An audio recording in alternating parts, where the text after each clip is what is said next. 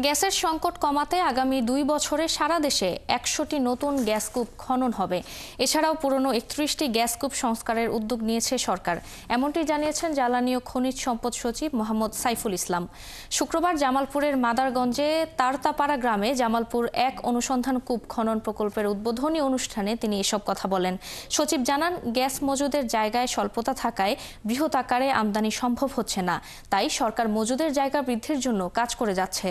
জামালপুরে এই প্রকল্পে গ্যাস পাওয়া গেলে তা যমুনা সার কারখানায় প্রদানের কথা জানান তিনি।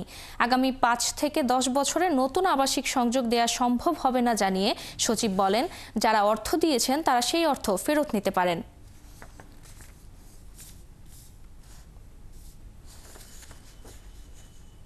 আমরা চাচ্ছি আসলে শিল্পতে বেশি গ্যাস দিতে।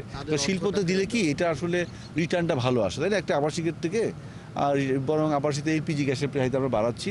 আর যারা জমা দিয়েছে তারা তো আমরা বলেছি একবার, তারা ইচ্ছা করে নিয়ে নিতে পারে। আমরা বলে দিচ্ছি, আমরা আরেকবার যে গতবার ভোলাতে গেছিলাম ওপেনলি আমরা বলছি যারা চায় তারা নিতে পারে। আমরা ওপেনলি বলছি, কিন্তু কেউ নিতে চায় না।